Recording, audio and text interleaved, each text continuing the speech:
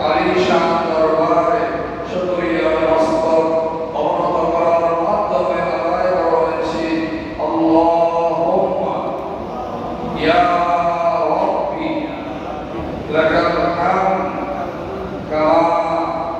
ينبغي لجلال وجهك وعظيم سلطانك আমরা নীল দরবারে আমরা বন্ধ হিসাবে শুকরিয়া আদায় করলাম সাথে সাথে অগণিত অজস্র দরুদ ও সালামের হাদিয়া পেশ করছি সাইয়্যিদুল মুরসালিন রাহমাতুল লিল আলামিন সাল্লাল্লাহু আলাইহি ওয়াসাল্লাম দরবারে আমরা সকলে বলি সাল্লাল্লাহু আলাইহি ওয়াসাল্লাম। প্রিয় হাজরিন, আল্লাহ সুবহানাহু ওয়া তাআলা ঐশ্বরিক নিয়ামত যেই নিয়ামতের জন্য সকলের আকাঙ্ক্ষা আশা হৃদয়ে লালিত হচ্ছে, কিন্তু আল্লাহ রাব্বুল আলামিন আহকামুল হাকিমিন যদি সুযোগ করে দেন সেই নিয়ামত গ্রহণ করা সম্ভব নয়। ওই নিয়ামত হচ্ছে আল্লাহ প্রদত্ত নিয়ামত, যাকে বলা হয় হজ। আর যে বিষয়ের উপরে সংক্ষিপ্ত পরিসরে আলোচনা অথবা প্রণয়ন করার প্রয়াস হয়েছে, তা হচ্ছে এই বিষয়ের উপরে হজের উপরে। سبحانك لا علم لنا إلا ما علمتنا وما توفيقي إلا بالله عليه توكلت وإليه أنيب رب اشرح لي صدري ويسر لي أمري واحلل عقدة من لساني يفقهوا قولي اللهم ربي زدني علما نافعا ورحما كاملا وعملا صالحا متقبلا। আল্লাহ সুবহানাহু ওয়া তাআলা আমাদের সকলের আশা বসা বলা শোনা সব কিছুকে ইখলাস সহকারে আল্লাহ রাব্বুল আলামিন কবুল করুন, আমরা প্রত্যেকে বলি আমিন। প্রিয় হাজরিন, হজ এমন একটি ইবাদত, যে ইবাদতের মধ্যে আত্মিক শারীরিক সব কিছু দিয়ে আদায় করতে হয়। সে হজ যারা করেছেন তারা ভালো করে জানেন, হজ করা কত কঠিন থেকে কঠিনতম কাজ। এখানে যদি একটু জোর পরিমাণ যদি কোথাও ইচ্ছাকৃতভাবে অশুদ্ধ হয়ে যায়, তাহলে আমার সম্পূর্ণ কিছুকে পরিষ্কার হয়ে যাবে। আল্লাহ আমরা দোয়া করি যারা হজের জন্য কবুল হয়েছেন, মনোনীত হয়েছেন, আর যারা আশাকে পালিত করছেন, আল্লাহ সকলের জন্য সেই কাজকে সহজ করে দিন, আমরা বলি আমিন। প্রিয় হাজরিন, সেই দিকে লক্ষ্য রেখে কোরআন কারীমের সূরা আল-বাকারা শরীফ থেকে 17 18 আয়াতের একটি অংশ বিশেষ আপনাদের সামনে তেলাওয়াত করেছি। হয়তো দুটি আয়াত শেষ করা স্বল্প সময়ে সম্ভব না হতে পারে, কিন্তু আমি আপনাদেরকে আহ্বান করব, আমি যে আয়াতগুলো আপনাদেরকে বলে দেব, অবশ্যই আপনারা অর্থ সহকারে তাফসীর দেখে নেবেন। কারণ শুনে শুনে কতদিন থাকবেন, কাজটা করতে হবে। একটা কথা আছে না, কত দেখাই দিব, কাজ করো না, করা শিখো না। তো আপনারাও কি কত কত আমরা শুনবো, আমাদের কি কাজ কি করতে হবে, করতে হবে ইনশাআল্লাহ তাবারাকা ওয়া তাআলা। আল্লাহ সুবহানাহু ওয়া তাআলা ইরশাদ করছেন, শুনো, যখন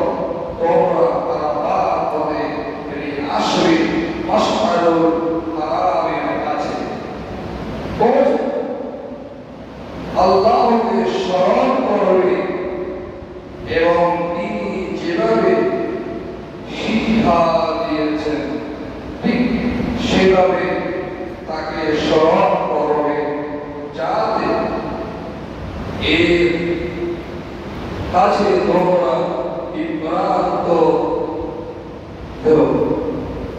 এর আগে আমরা বিভ্রান্তকর অবস্থায় ছিলাম। এই আয়াতের মধ্যে অনেক কথা কোরআন বিশারদগণ, যাদেরকে আমরা বলি মুফাসসিরিন কোরআন, যারা তাফসীর লিখেছেন, আমাদের জন্য কোরআনকে সহজভাবে বোঝার জন্য কোরআন করেছেন। তারা সেখানে অনেক কথা বলেছেন। সেখান থেকে স্বল্প সময়ের জন্য দুইটি কথা আপনাদের সামনে উপস্থাপন করার চেষ্টা করছি। প্রথম নম্বর হচ্ছে রাসূল করিম সাল্লাল্লাহু আলাইহি ওয়াসাল্লাম এই পৃথিবীর জমিনে তাওহীদ দাওয়াত দেওয়ার পূর্বের সময়কে আমরা বলি জাহিলিয়াতের যুগ। কি বলি? জাহিলিয়াতের যুগ। সে সময়ে মিনাতের কাছে তিনটি বাজার ছিল। কয়েকবার বললাম, আমাদের জীবন বাজার আছে না, সদাই করার জন্য, সমাজ করার জন্য ইসলামের পূর্বেও কয়েকটি বাজার ছিল। তিনটি বাজার উল্লেখযোগ্য। একটা হচ্ছে আপনার ওয়াকাস, আরেকটা হচ্ছে ফাজান, আরেকটা হচ্ছে মাসাজ। এই তিনটি বাজারে ব্যবসা বাণিজ্য লেনদেন সব কিছু হতো। ইসলাম গ্রহণ করার পরে যখন মানুষ ইসলামের দাবি হলো, হজের মৌসুম আসলো, ওই বাজার গুরুত্ব দিয়ে বাজার করা, ব্যবসা বাণিজ্য করা নিজের প্রতি একটু অনুচিত মনে হবে। কারণ আমরা এখন ইসলাম গ্রহণ করেছি। রাসূল করিম সাল্লাল্লাহু আলাইহি ওয়াসাল্লাম তাদেরকে বললেন, হ্যাঁ তোমরা এখন সেই বাজার থেকে বাজার করতেই পারো। আর বাজার তো করতে হবে, সবাইকে করতে হবে, লেনদেন করতে হবে। অতএব তোমরা বাজার সাজার সেখান থেকে করতে পারো, করতে পারো। আলহামদুলিল্লাহ। এরপরে যে কথাটাকে প্রধানযোগ্য হচ্ছে তা হচ্ছে এই ইসলাম ইবনে বর্ণনা হয়েছে হযরত জিবরাইল আলাইহিস সালাম, তার বর্ণনা হচ্ছে হযরত আলী এবং রাসূলুল্লাহ হাদিস। হযরত জিবরাইল আলাইহিস সালাম ইব্রাহিম আলাইহিস সালামকে কোথায় নিয়ে গেলেন?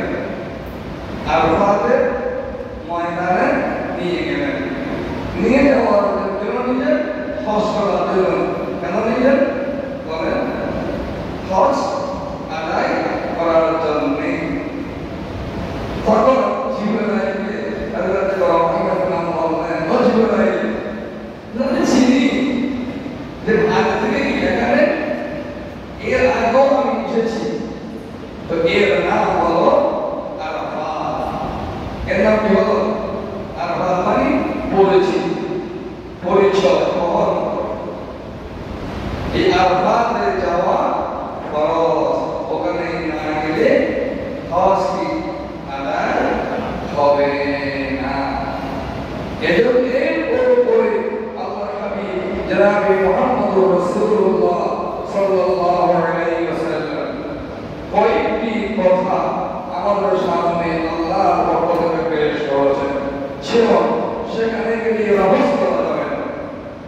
রহস্যের অর্থ হচ্ছে স্ত্রী সম্পদ থেকে শুরু করে যাবতীয় কাজ, গ্রাম অবস্থা, এগুলো কাজগুলো করা যাবে না। অন্যায় আচরণ, অবিচার, অশ্লীলতা কিছুই করা যাবে না। কুসুর করা যাবে না, আপনার করা যাবে না। এইভাবে আপনি যখন ইহরাম পরিধান করবেন, হজে যখন যাবেন, তারা ইহরাম পরিধান করবেন দুইটি সাদা কাপড়। আল্লাহু আকবার।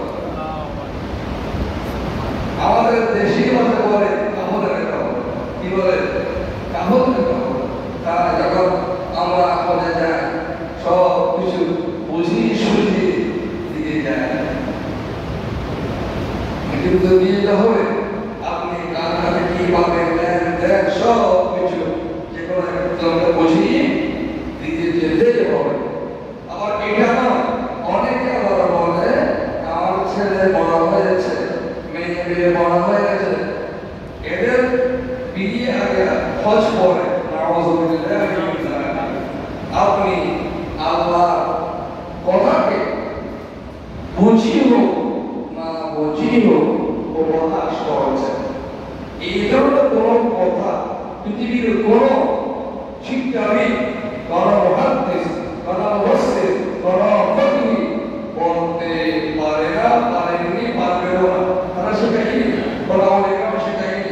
আপনার উপর যে কোনো সাপ্তাহে বলেছি, যেই পরিমাণ সম্পদ দেওয়ার আশা আছে ওই হল আপনি হজ করতেই হবে। হাদিস সামনে কথা আসবে ইনশাআল্লাহ। এরপরে আপনি যে ৬টি কাজ করবেন না তার কথা হচ্ছে, একটি স্ত্রী সম্পর্ক অবস্থায় করা যাবে না, তার সাথে সে প্রকাশ আলাপ আলোচনাও করা যাবে না। ২ নম্বর, আপনি স্বীকার করতে পারবেন না। আবার স্বীকার না করলে অন্যকে ইশারা দিয়ে স্বীকার করার জন্য উদ্বুদ্ধ করতে পারবেন না। ৩য় নম্বরে, মাথার নখ চুল এখানে অবস্থায় আপনি কাটতে পারবেন, খুব খুশিয়া থাকতে হবে, দম দিতে হবে, বলতে পড়ে না। এরপরে সুগন্ধি ব্যবহার করা যাবে না।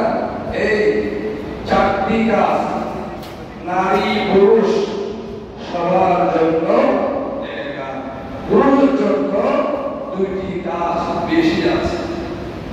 তবে সুগন্ধি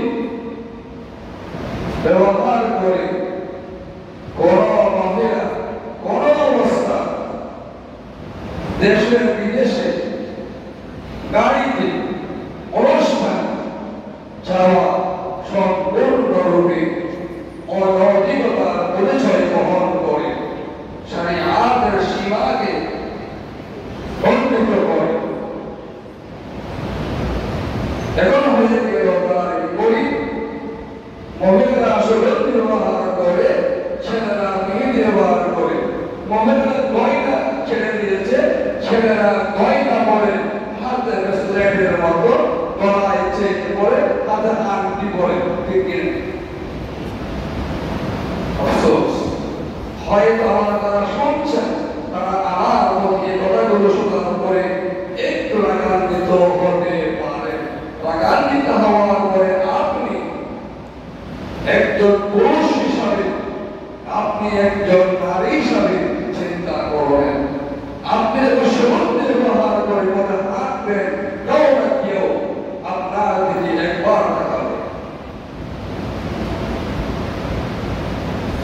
সেজন্য ছোট থেকে এইসব বিষয়ে পারিবারিকভাবে আমাকে, আপনাকে, আমার ছেলে মেয়েকে গঠন করতে হবে।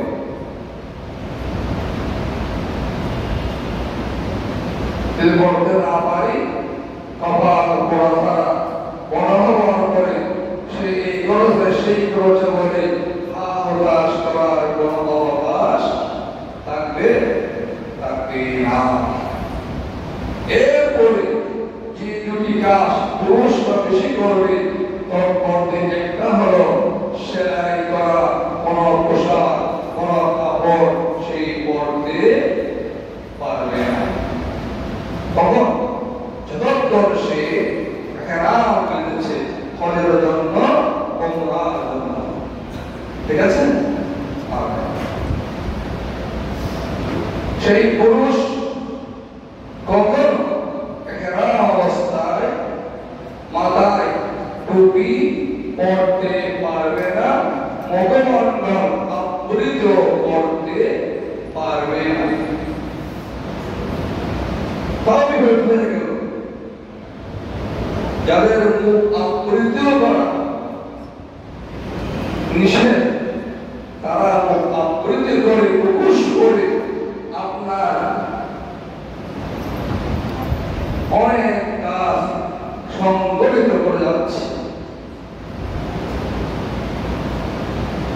এমন দেখা যায় একজন ছেলে সে বোরকা পরে অনধিক কাজে লিপ্ত হচ্ছে, অনেক চলে যাচ্ছে।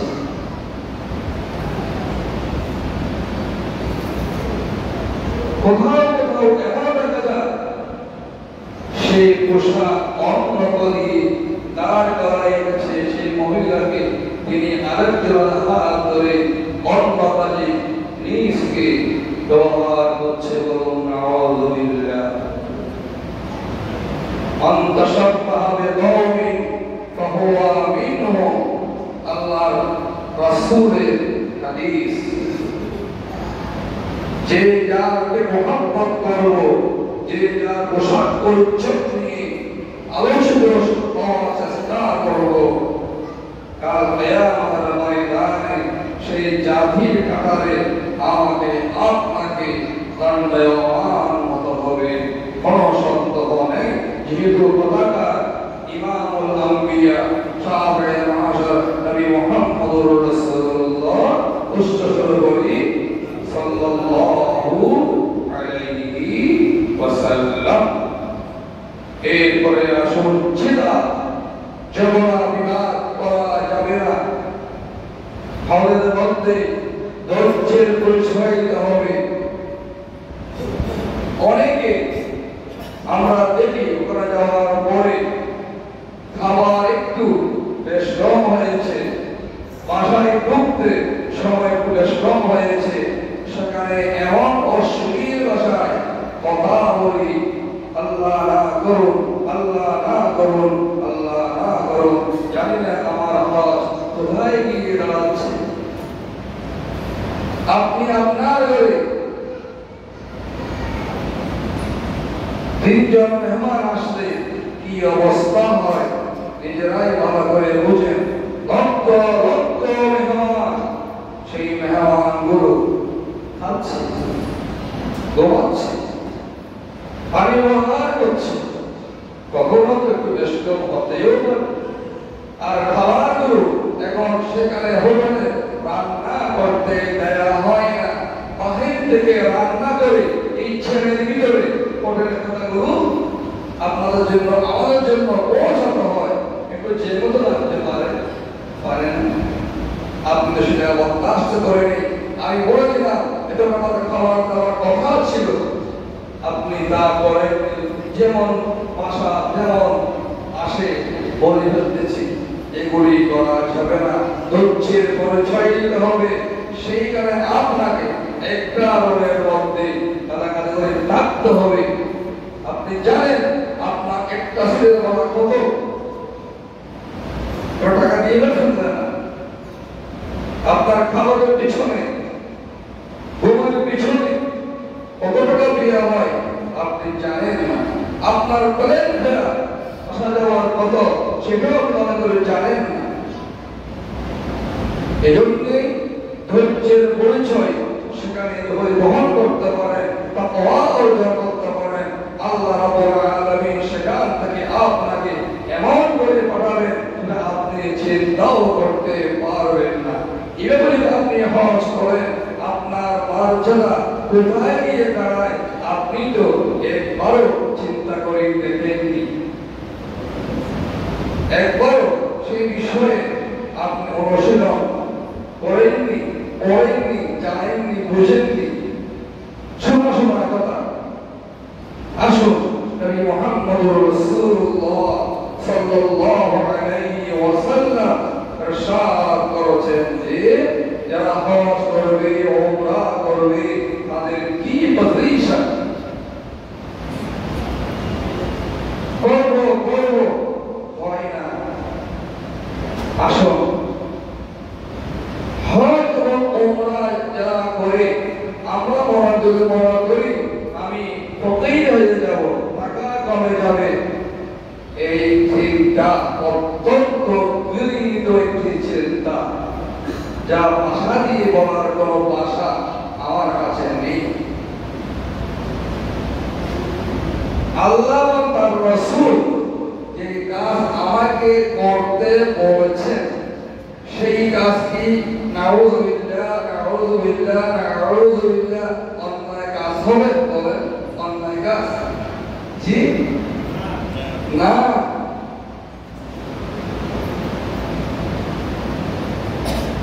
সেই রাসূল বলছেন হজ করার পরে তোমার কি অবস্থা হয় জানো?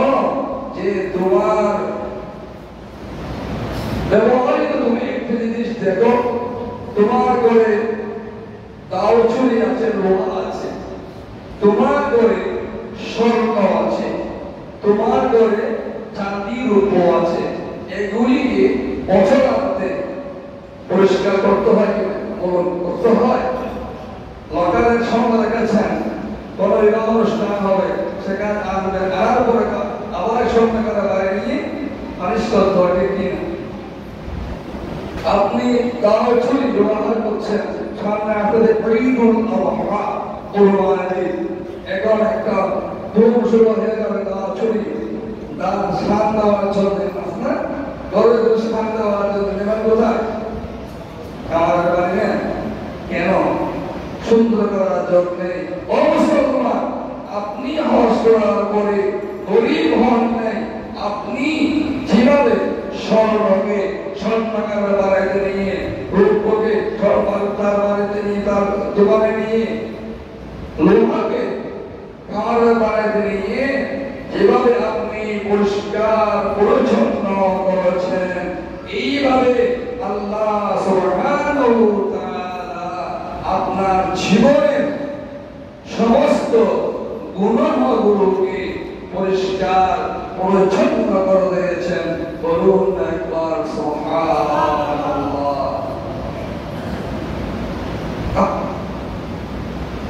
কিন্তু উদ্দেশ্য থাকতে হয়, কত জমায় বলেছিলাম আল্লাহ সন্তুষ্টি। এখন আপনার আরো মর্যাদা তা হচ্ছে ওয়ালাইসা লিল হজ্জাতিল মাবরুর, আপনি তো হজ্জে মাবরুর বিধান পেয়েছেন, অর্থাৎ মকবুল হয়েছে আপনার হজ। আপনি কাউকে ধাক্কাধাক্কি করেন নাই, কাউকে কষ্ট করেন নাই, যতটুকু সম্ভব আল্লাহকে ভয় করে খাওয়া দাওয়া বাদ দিয়ে ইবাদতের মধ্যে মশগুল ছিলেন, আল্লাহ রাজি খুশি করার জন্য প্রস্তুত ছিলেন। এভাবে আপনি যখন হজ করেছেন, আপনার মর্যাদা হচ্ছে সাওয়াবুন ইল্লাল জান্নাহ, কি জান্নাতুল ফিরদাউস আপনার জন্য নির্ধারিত করে দিলেন কে? আল্লাহ। ঘোষণা দিলেন কে? নবী মুহাম্মদুর রাসূলুল্লাহ সাল্লাল্লাহু আলাইহি ওয়াসাল্লাম। তো তাই নয় প্রিয় হাজরিন, দেখুন এই হজের মাধ্যমে আপনি আরো কোথায় গিয়ে উপস্থিত হচ্ছেন একবারও চিন্তা করেন না। জীবন আপনাকে আপনি চেনার জন্যে, বোঝার জন্যে আমরা কেউ হয়তো চেষ্টা করছি। দেখুন নবী মুহাম্মদুর রাসূলুল্লাহ সাল্লাল্লাহু আলাইহি ওয়াসাল্লাম ইরশাদ করেছেন যে তোমরা যাদের উপর হজ ফরজ হয়েছে তাড়াতাড়ি হজ করার জন্যে সদস্য হয়ে যাও। আপনি কি বলতে পারবেন আগামী বছর আপনি এই কাজটি সমাধান করতে পারবেন, নির্বিঘ্নে হজ করতে পারবেন? আপনার শারীরিক, মানসিক, আর্থিক অবস্থা বর্তমান যা আছে তা থাকবে, একজন ব্যক্তি বলতে পারবেন? পারবেন কেউ? পারার কোনো সুযোগ নেই, সুযোগ নেই। তাহলে যদি আপনি এবার চেষ্টা করেছেন, হয়তো আপনি কোন কারণে যেতে পারছেন না, অনুমতি পান নাই, চেষ্টা ত্রুটি করেননি, আপনি ইন্তেকাল হয়ে গেলেও হয়তো আল্লাহ আপনাকে আপনার নিয়তের কারণে সেই কাজটি, ফরজ কাজটি করেছেন, এই মর্যাদা আল্লাহকে দিতে পারেন না? পারেন কি না? অবশ্যই পারেন। কিন্তু আপনি চেষ্টাই করেন না কোনো কাজ করার জন্য। পৃথিবীতে আছে কথা আছে না, তুমি তো চেষ্টাও করো না কাজটি করার জন্য, কিভাবে তোমাকে উপর আমি সন্তুষ্ট হব? মাহবুব আমাকে রাসূল দিয়ে বুঝে গেছিলেন, বন্দারে তাড়াতাড়ি করো। হয়তো সময় আমি না পাইলে এর জবাব দুইটা কাঠ করায় ময়দানে মাহশারে তোমাকে দণ্ডায়মান হতে হবে। কি কঠোর কথা।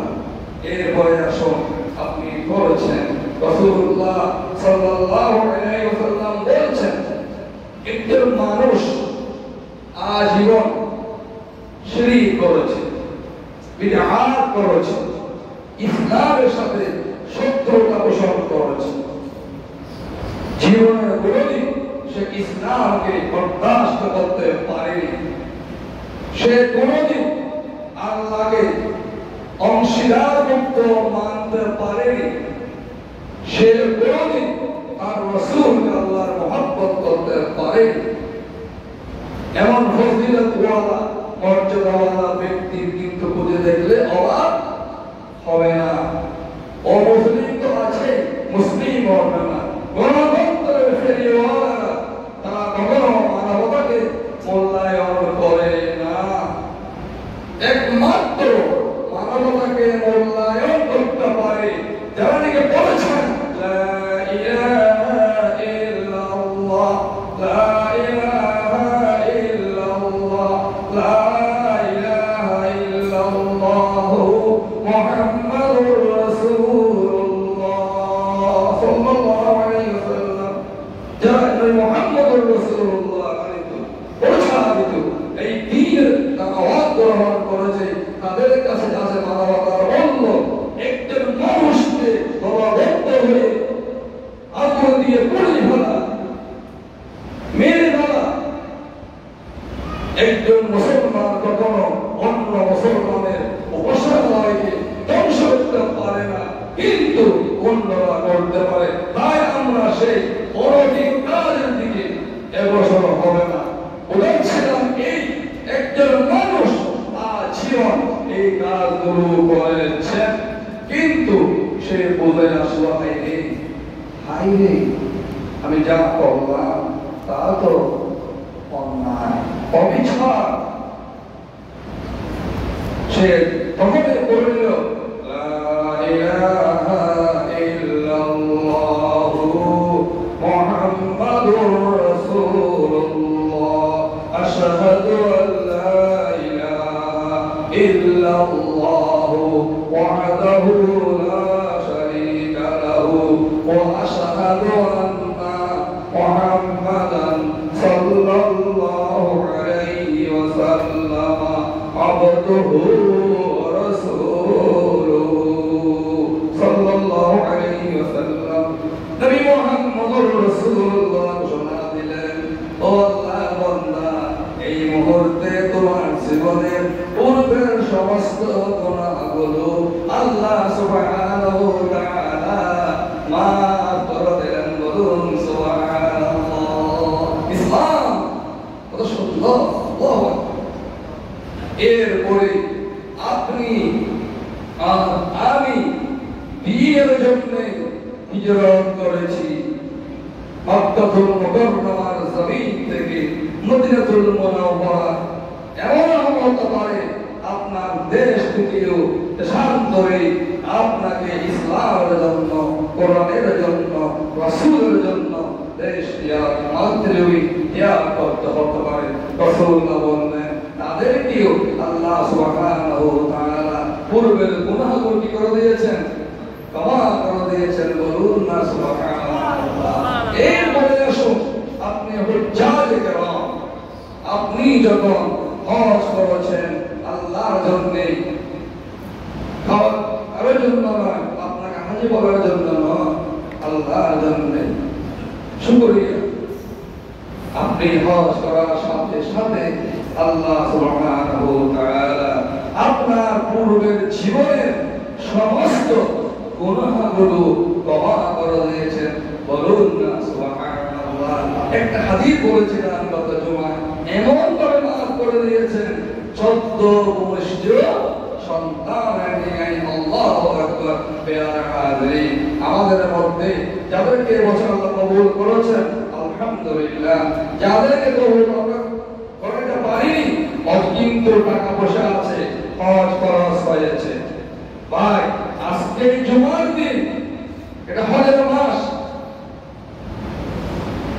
এই আজকের জুমার দিন শাওয়াল মাসের শেষ জুমায় নিয়ত করে গেল, আয় আল্লাহ আমি এখন নিয়ত করলাম আমি আগামী বছর হজের জন্য প্রস্তুতি যা যা প্রয়োজন তাই গ্রহণ করার জন্য সিদ্ধান্ত নিয়েছি। তুমি তোমার নবীর কথা মাইন শরীফ আইনের বদৌলত বরকতে কবুল করো। আমিন। আল্লাহ কবুল করবেন। আল্লাহ সুবহানাহু ওয়া তাআলা আমাদের সকলকে যা বললাম যা শুনলাম বাস্তব জীবনে আমল করার জন্য আল্লাহ কবুল মঞ্জুর করো। আমরা বলি আমিন। ওয়া আখিরু দাওয়ানা আলহামদুলিল্লাহ।